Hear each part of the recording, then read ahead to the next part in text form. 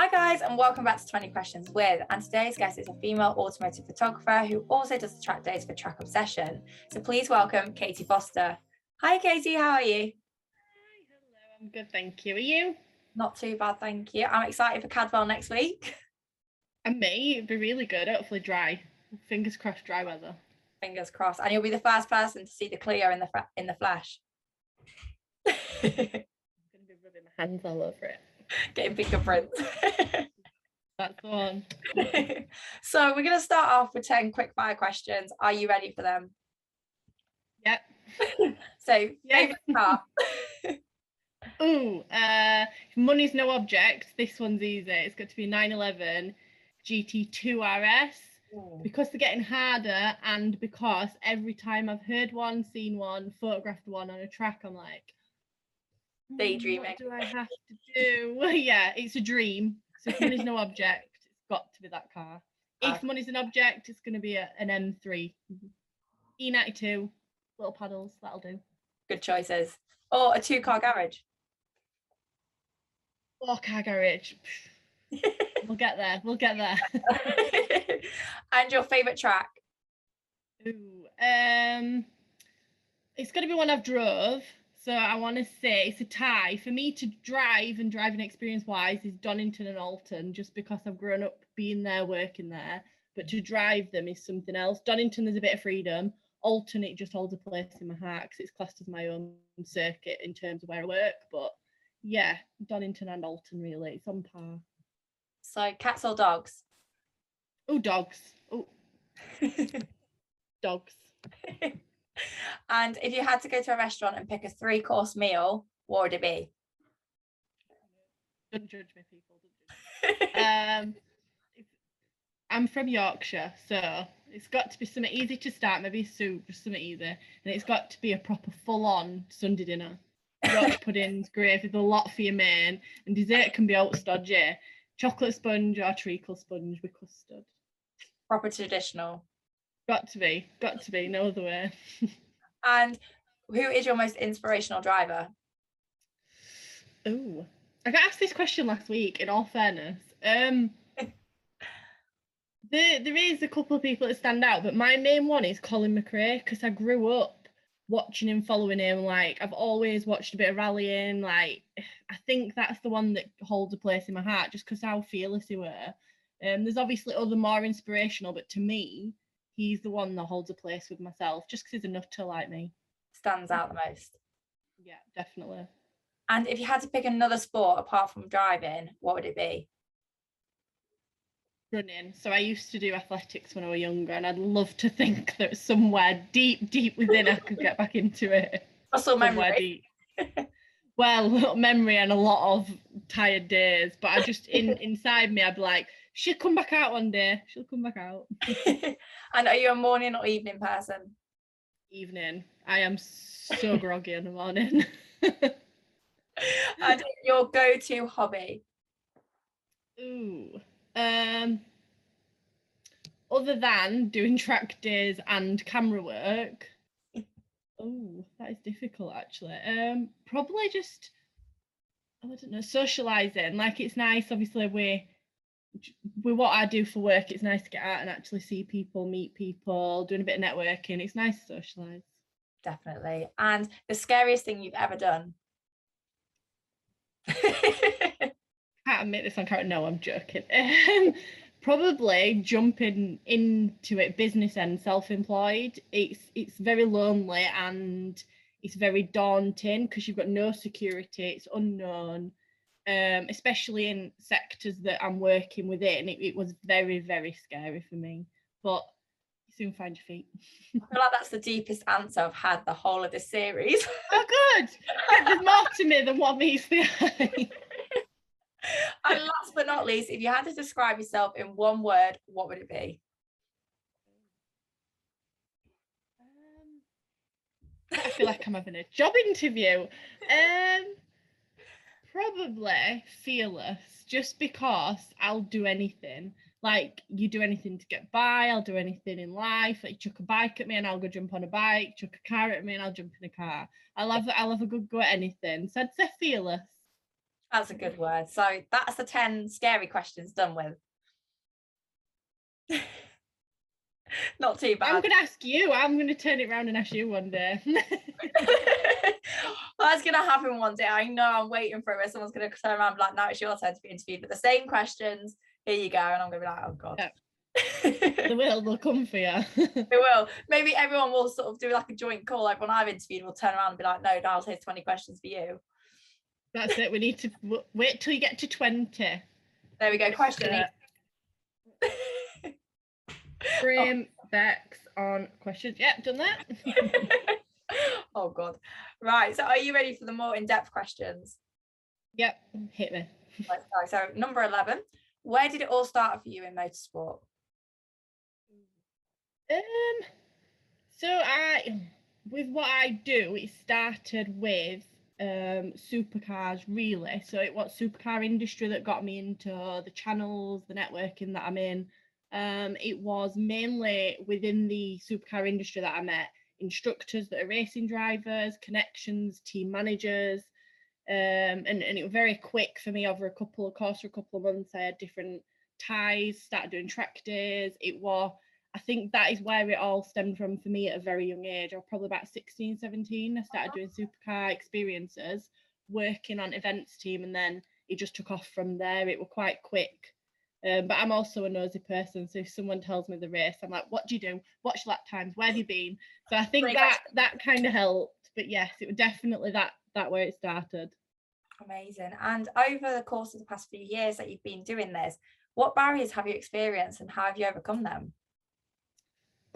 It's probably the hardest thing is being a female, and I know that sounds absolutely ridiculous in this day and age, and everybody, I know your other interviewers have all said, oh, it's all changed, and like, but actually in the motorsport sector, automotive, whether you're static, you're moving, you're doing like graphic design, anything at all within this sector, people look down at you because they're like, oh, you don't understand what you're photographing, what you're doing, blah, blah, blah.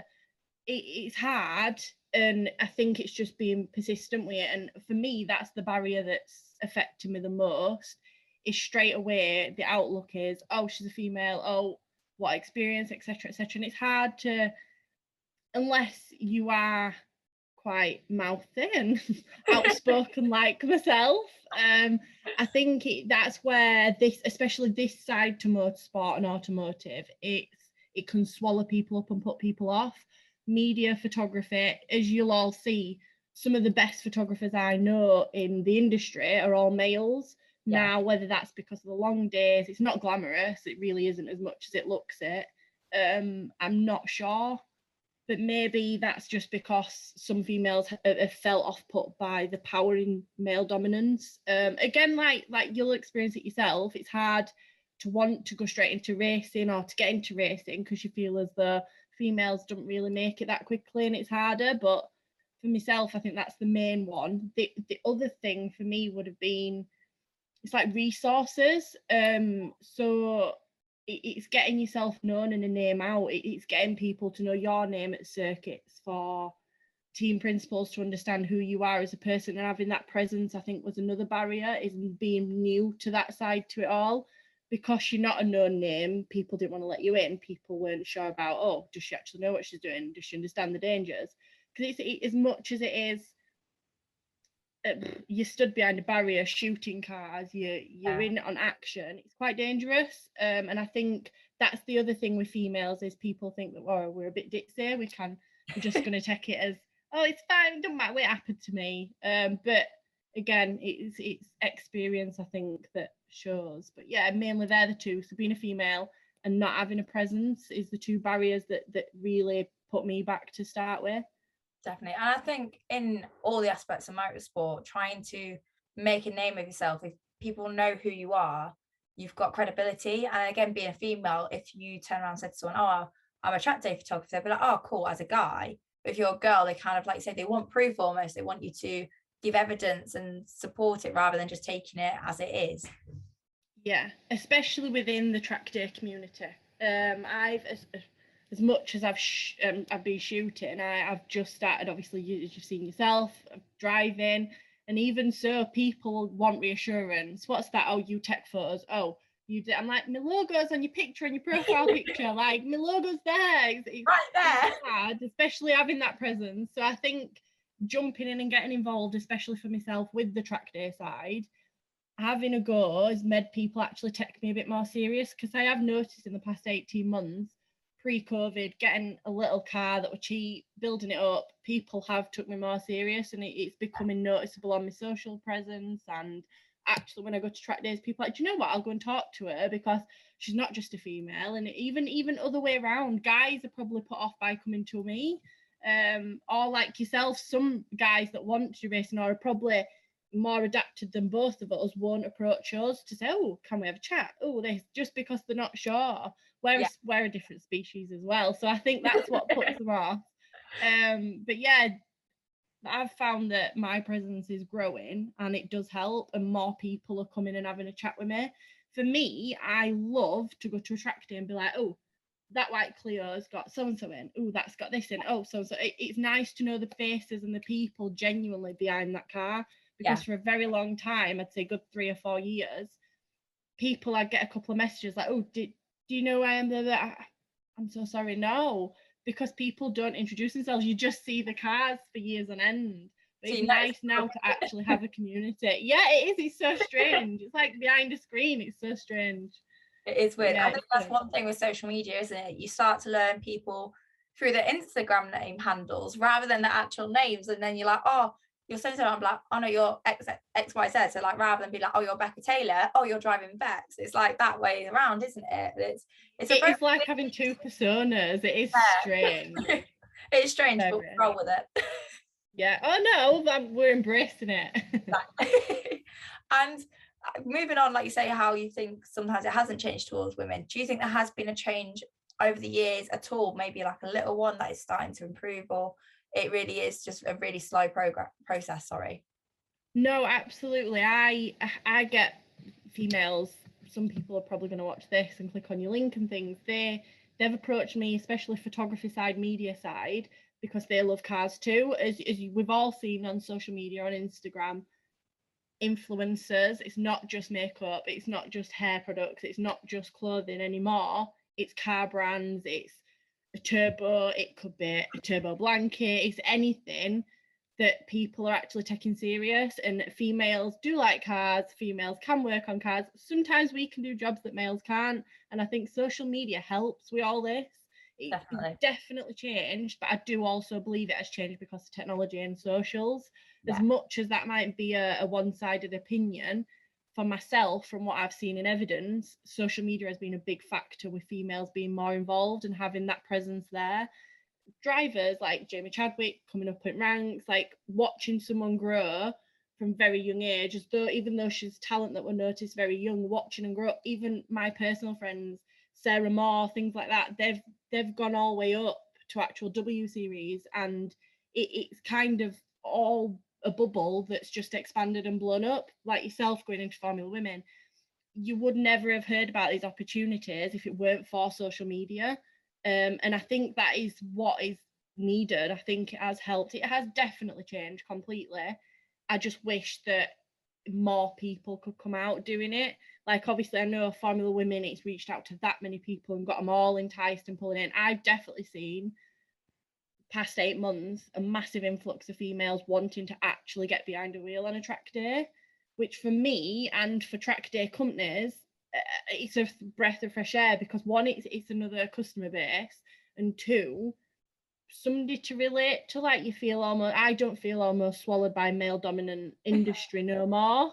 Like, it's strange, but it's nice to have a female on a track day that wants to have a little chat, or just, it's just nice to see. Definitely. And out of all the different photography you do, how does it all actually differ? So from different events to the track days, what's the difference in it, and which is actually your favorite? I would say stress levels differ. It has to be stress, and how much manageability and what goes on behind closed doors. So that obviously track day wise, the long days, regardless what you do, if it's track day, whether it's a photo shoot that's a static for someone, I'd say there's more production afterwards on a static shoot, because obviously you want to make that of an impact. You do a lot more editing. With track days, for me, it's very full on and hard work there and then, because you're trying to get right in the camera. Last thing I want to do is come home with a 50 car day and have to edit every single picture. Yeah. But I think my favorite is track days, and it always will be, as much as anything. Even it might just something, it could be a race meet. I've done a couple of stuff for teams, for press launches. I've not yet got to the point where I'm actually in a position where to go and do a complete race series for a season. That is a dream. That is for progression. However, for me, that will never compare to a track day, because it's, you see professional racing drivers, you see the money that goes behind a race series and a race meet. When you do a track day, it's people that have turned up with the hopes and dreams that they've done at home, or they've bought an race car and it's their closest thing, and you see the actual, everybody pulls together in paddock, and it's not as though it's team on team and it's so cutthroat. And that's what I think I like being involved in that. And it's nice to see people's passions with each other. Like, you see a lot of courtesy, a lot of respect for each other on a track, and that shows. When I'm looking through a viewfinder, I see details like, oh, I'll let him go into that corner, oh, we'll do this. You're not waiting for crashes, you're not waiting for big impacts, because, oh God, they're both going for that line. It's nice to see the variation. And also, I don't really know of a race meet where you can have £170,000 supercar and a £350 MX5 on the same track at the same time, and that for me is something in its own. It's fantastic to see, isn't it? Like you say, you can often see there's these Porsche GT3 RSs at like 250,000, and then you get, like, say, little MX5 that maybe someone's got and built at home, and it's cost them maybe £1,000, and they're both just having as much fun as one another as well. That is the best thing about it all. I think that's why it'll always stay close to me, as much as it's, I do it as a living, I do it to pay my bills. I'm also very lucky that I can say that I love my job. Like, it's something that I'm very fortunate to say at my age. I'm 27. I'm not stuck in a corner where I've got to have a dead end job or a career that I'm stuck to because of my age.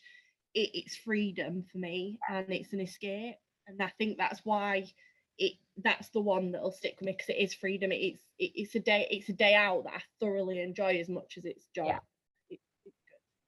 There is nothing better as well. I know with yourself, obviously, when you come to Cadwell, that's just near me, we often come up just to come and see people, talk to people, watch the cars go around the track. Like, you don't even have to be driving all the time. It's just so much of a welcoming atmosphere, and just so nice to be around and have, like you say, a day out. Absolutely. It is, like you say, that freedom and that escape. It's quite an open community. There's a lot more forums that have popped up online, again on socials, that if you're even interested in it, jump on them. They'll help you out. That's something. It's a community as much as it is an industry. I would honestly say it is a community that I'm proud to be a part of as well. Definitely. And when you do get to go on track, which is obviously a great perk of the job, being there all the time, how do you find it? Do you really love it? Is it something you'd maybe want to do more of?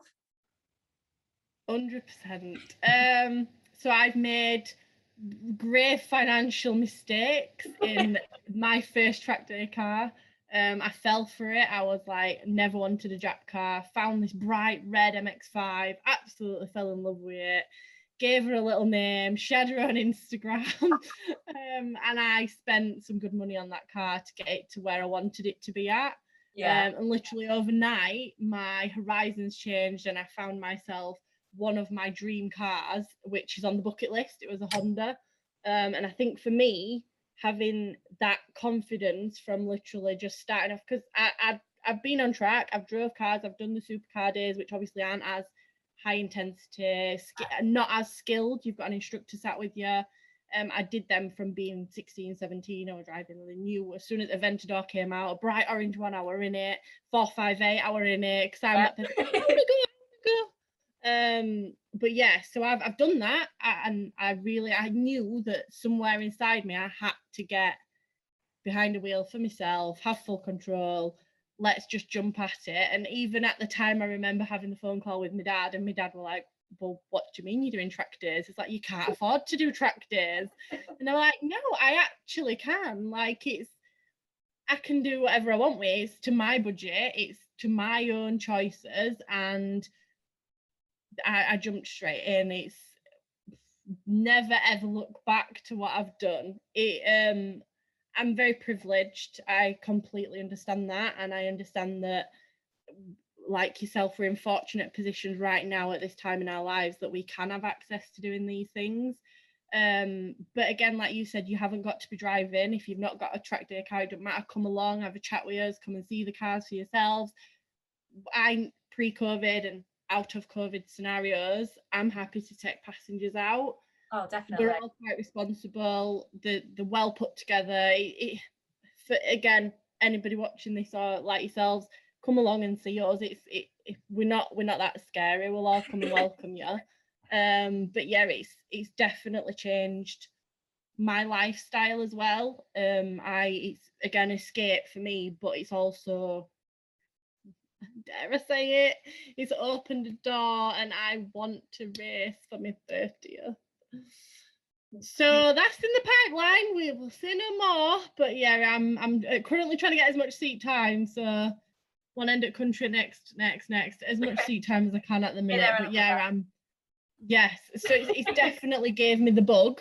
And like you said, track days are completely different to motorsport side and racing, but they do work hand in hand. It's testing your car, it's finding out limits of your car, it's finding out limits of different cars, different circuits, what suits you, what doesn't suit you. And I think that's why I had to get involved, because I saw it for so many years. I've took 40, 50, 100,000 pictures of people doing it myself. And I'm like, I've got to have a go. I've caught the bug. But yeah, I'd never look back. It's the best decision I made, having a go. It really is a bug, though. That's the trouble with it. Once you get hooked, that's it. Game over. Yeah, 100%. And I understand the risks, and I understand the financial complications. But I wouldn't ever take it back. It's complete different feeling. But yeah, like I say, it's also now in on one side of things, it's brilliant. It's a freedom escape. On the other side, I want to race. I want to be able to sit there and be like, I've done a race. It's not quite the horizons that I expected, but it's on there. So going forward, obviously you've seen and spoken to and experienced a lot of different drivers. And out of all the accumulation of everyone, what do you think are the top skills needed to make a good driver? And when you do go out with people and see people driving around, makes you think, yeah, they're a good driver. No, they need a bit more improvement. What's the difference? I think honesty, for one, and I know that not many other people have touched on this, but it's actually having an individual that's going to be honest with themselves and say, right, do you know what? And as much as I've heard that people need to be dedicated and put the time and effort in, it's saying, do you know what? This isn't working for me. There is a lot of drivers out there, especially now at academy level, at intermediate level. I see all different sides to it. So I see the coaches, and I know the coaches well. I know racing drivers personally very well. I know international racing drivers personally very well, because I've been very fortunate to have that experience. And for me, it's got to be admitting, not defeat, but admitting that they need room for improvement, because like that's why coaches are good at what they do. They get results. And for me, I've seen so many drivers not quite get there because they're adamant that they're not going to listen to someone else. Yeah. And it's heartbreaking, but again, nobody understands anybody else's opinions if they're not going to willing to accept that. So I think it's being honest with yourself, and obviously having the dedication to just never give in. I've seen a lot of drivers that have lost sponsorship mid-season, at touring car level, at international Le Mans level. People pull out on them. I have seen that, but it's never give up. I think that's the next thing, is having that dedication to just push through it and drive through it, and seeing that outcome. And even if they're not winning races, I've seen a lot of drivers that are so deflated because they're just not going in top 10. Having that dedication to stick at it and that willpower to stick at it really makes a difference, because just because the single seater may not work for you, touring car may, oh no, maybe not that, it could be rallying. It's having that dedication to stick at it and find what works for them. Definitely. good features to have if you want to drive and be a racing driver. 100%. I think even like say professional levels, you see teams and drivers not making the top 10, always being last, but they keep working at it, and you've got to think, rather than be like, oh, I didn't do very well, okay, how can I improve, and see it on the flip side of how to work at it and use it as a positive, that you can find things that you can improve to get yourself better, to get the team better, to get the car better, and really push forward almost, rather than looking at Yeah. behind you. No, absolutely. And I do think that back a long time ago, it was more of a blame game. Everybody wanted to put the blame on engineering, mechanics, development, sponsors aren't pumping enough money in, and it were always a blame game. And I also think, again, going back to like how it's progressed and how the industry's changed, is people pull together. And I see it now even at international level, they pull together and help each other out as much as they can. And I think that's quite nice to see as well, is seeing that positivity from other teams, even though they might be rivals. That's quite nice to see as well, and being open-minded. Actually, do you know what? You're at this level because you've actually got yourself there. And like you say, it's having that positivity to change your mindset. So absolutely, I can't disagree with that. Brilliant. And so, looking back into your past, out of all the different memories you've got, which is your favourite? Pinch me moment, which was having an opportunity to be with one of my best friends on, we shouldn't have really been there, but we were, on the pit wall in, what year was it? It was the year that Alonso was in the Le Mans car coming across the line, and it was, I'd worked Le Mans with, this must have been into our, we did a 38-hour stint, whatever it were, over the actual race few days. Work, obviously, unfortunately, not photography, but hospitality side. So we were slugging, we were absolutely knackered. And we had the opportunity to be invited with the Ford USA and UK side to go and stand on the pit wall. Me and my best friend just stood there hand in hand, and I just looked around, Rolex banners, hundreds of thousands of people flurrying out pit lane to get to the podium. And I stood there, I'm like, this is it. Like, wow, I want to do this every week. And I think that's what's kept me going at where I am.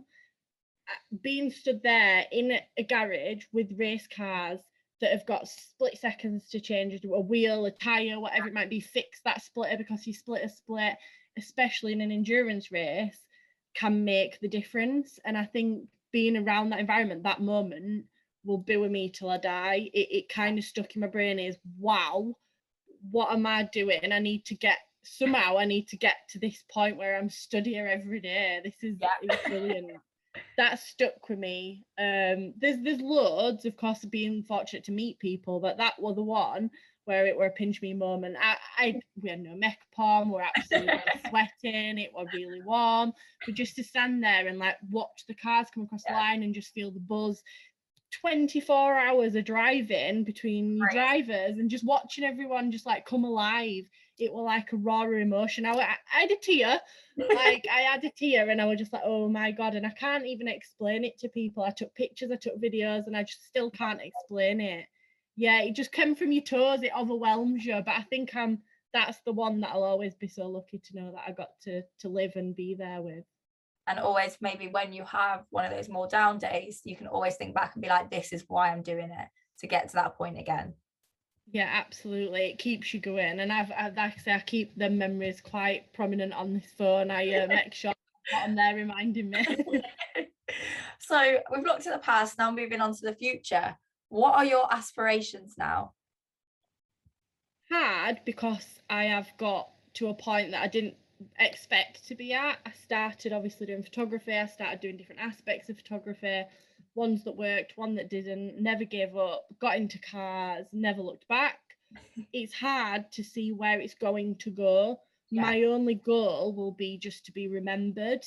I'd like for people to look back and be like, Katie took them, or it's hard, especially with automotive track days, even in motorsport, to have a style, whereas as a photographer in media, weddings, even portraiture, there's a style and you're recognized for that, for your, whether it's an edit, whether it's finesse, whatever it might be, that end product is what you're remembered for. With automotive, it's not, it's hard because you're all photographing. I know you're doing a wedding, but the same subject. Yeah. And it's hard to get a style that works because we're all creative, we all see new ideas. For me, I just want to be remembered for doing whatever it is that I end up doing eventually. And I'm happy sticking at track days. I'm full-time wage out of it. I pick my days when I want to work, given that I can't turn them down because I love them so much. But yeah, it's a lifestyle, not just a job. And I think that's all I can wish for myself, is it just continues to flourish and have these amazing opportunities that I get. I've not really got an end goal. I've not really got an end career or a job title, which is worrying. Like, don't get me wrong, it scares the life out of me. But if I get these opportunities that I've already had, then in such a short space of time of making it at this level in my career, then I'm very fortunate and I'm so excited. It sounds like if you've made that much of an impact already, you've got such a long way to go, and it's just I gonna hope so. flourish, absolutely flourish. Yeah, I do hope so. And like yourself, just seeing yourself grow already with the bits you've been involved with, as you'll know, the doors open and it's endless. It's whatever opportunities you want to make of them situations. And I think that we're both very alike, and I think that's why we can relate so well, that we'll just take them opportunities, and if they don't work, they don't work. There's always going to be something else tomorrow, and that's, I think, what makes us set aside from the rest. If one door closes, another opens. It has to. We aren't going to be stuck here. We need to get there. We need exactly. to get there. So keep trying all the doors.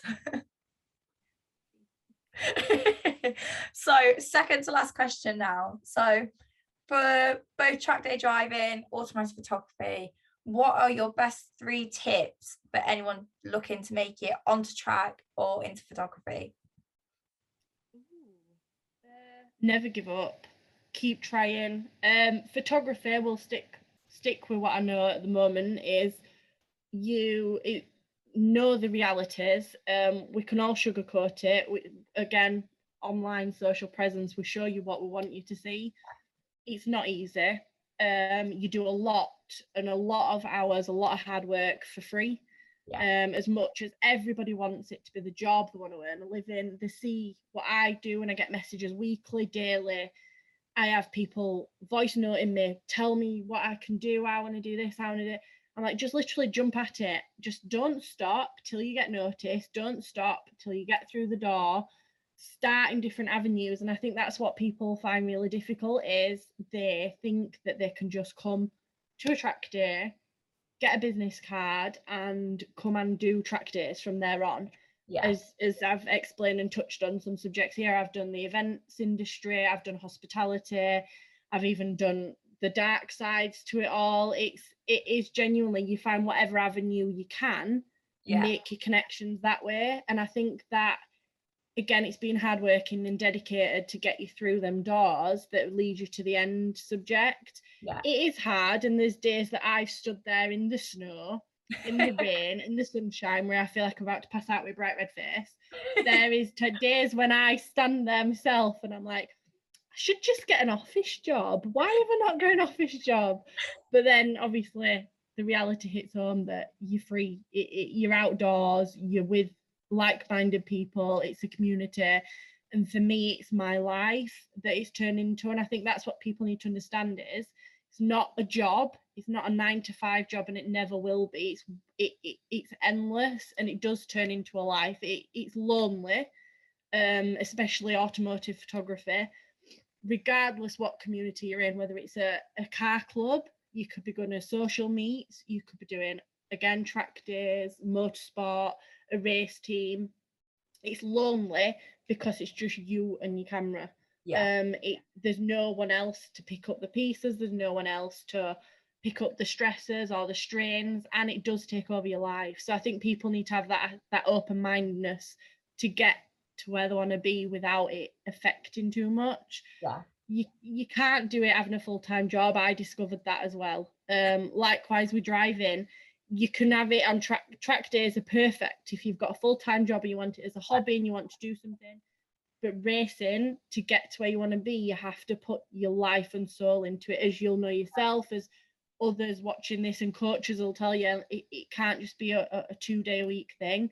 It's life and soul and dedication to getting to that point. And like yourself, hats off to you. It's keeping your motivation, your fitness, your healthy work-life balance. And I think that is where people do stumble, or it shocks them as they come through that first barrier. But yeah, definitely just stick at it. Don't stop. Even if you're doing a lot for free, it does pay off. I started off doing everything for nothing, but it pays off, and you get noticed for putting your hard work in. Exactly. It's looking at the long game, isn't it? So a lot of people I think are quite short-term minded. They only look at the immediate future, a week's time, a year's time, where in reality doing, like you say, the free work, it's getting your experience up, it's getting your portfolio up, it's building a profile so that in 5 years time you've got all that to look back on to support you, rather than being sort of again in a very similar position as you were at the start. Yeah, absolutely. And I think people struggle to see that because you're just quickly flicking through someone's profile or someone's website or somebody's information. You don't see that time, that dedication, that effort into creating the content, keeping up with meetings behind closed doors. People don't see exactly what you've just explained is the long game. Yeah. People don't understand it until they're in it, and I think that's what shocks people. It's glamorous being self-employed on your own business. It's great, yeah, brilliant. However, it is a damn sight draining knowing that there's only you to answer for, there's only you to find work. There's a lot on your shoulders. It's very stressful. But again, like you said, with anything that motorsport related, it's a long game and it's a hard game, but just keep at it. It all pays off in the end. Fingers crossed. It's happening. So last but not least, for everyone watching out there, that whether they're female, photographers, drivers, everything, what is your best advice apart from obviously keep at it?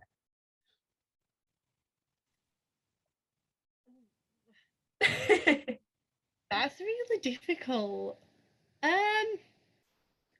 Just be you. As much as anything else, just stay true to yourself. Don't mold yourself into someone else to please a client, a sponsor. If it's not your style, if you're not comfortable, whatever it may be, just be true to yourself. And I'm a good subject to say that. Like, I have been tested and trialed with some very daring situations, but I genuinely do believe that staying true to yourself is what makes a difference. And if that's your dream and your goal, nobody else can knock you for having that. Exactly. I think people can tell as well when you're not quite being yourself, or you're putting on a face as such. People can tell when you're not being genuine, and it can be off-putting. 100%, definitely.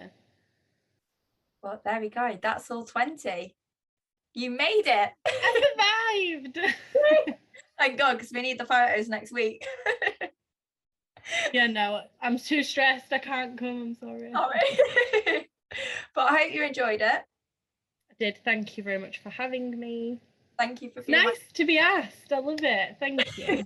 No, I really enjoyed having you as a guest, and there's some really valuable advice for both myself and everyone else out there. So you guys know the drill. To keep up with all the different interviews, track day stuff, car reviews, the lot, make my journey your journey. Like, follow, subscribe, and I'll see you next time. Bye.